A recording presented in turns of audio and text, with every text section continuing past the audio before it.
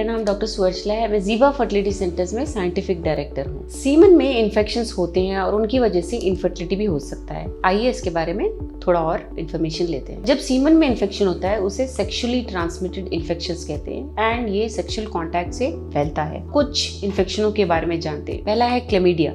ये एक bacterial infection है जो डिस्चार्ज कॉज कर सकता है और पेन ड्यूरिंग यूरिनेशन और टेस्टिस में भी पेन की वजह बन सकता है। नेक्स्ट है गनोरिया। ये भी एक बैक्टीरियल इन्फेक्शन है और इससे भी बहुत पेन हो सकता है, डिस्चार्ज हो सकता है। इसकी वजह से इनफर्टिलिटी भी हो सकता है अगर इसे ट्रीट नहीं किया गया टाइम पे। फिर आता है HPV, ह्यूमन पैपिलोमा वायरस। ये एक वायरल इन्फेक्शन है और इसकी वजह से जेनिटल एरिया में फुंसियां होना कॉमन देखा गया है और इसकी वजह से अनट्रीटेड इसे कैंसर भी हो सकता है। HSV, हर्पिस सिम्प्लेक्स वायरस, भी एक वायरल इन्फेक्शन है और इसकी वजह से पेनफुल फुंसियां हो सकते हैं जेनिटल एरिया में या मुंह में भी हो सकते हैं। HIV भी एक वायरल इन्फेक्शन है, जैसे आप जानते हो, जो इम्यून सिस्टम पे अटैक करता है एंड एड्स का कारण बन सकता है। सबसे पहला विषय तो ये है कि सेफ सेक्स प्रैक्टिस करना चाहिए, रिड्यूस द रिस्क, जिससे आपका ये इन्फेक्शंस होने के चांसेस कम हो सकते हैं। आप कॉन्डम्स यूज कर सकते हो, आप रेगुलर STI यानी सेक्सुअली ट्रांसमिटेड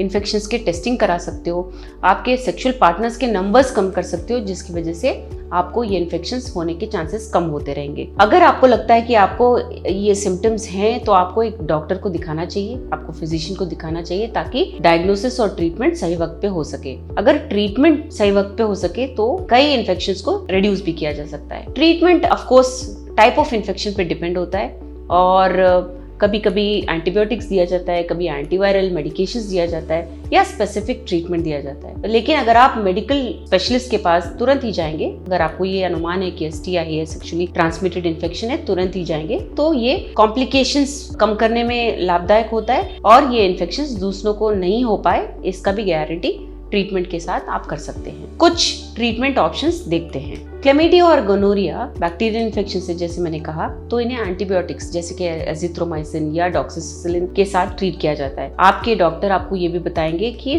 आपके सेक्सुअल पार्टनर को भी टेस्ट कराना चाहिए और अगर वो भी पॉजिटिव है तो उनको भी ट्रीटमेंट में अवश्य लेना चाहिए। HPV या ह्यूमन पैपिलोमा वायरस के लिए कोई क्योर नहीं है, बट सिम्टम्स को मैनेज किया जा सकता है मेडिकेशंस द्वारा। कई केसेस में ये वायरस अपने आप जा भी सकता है।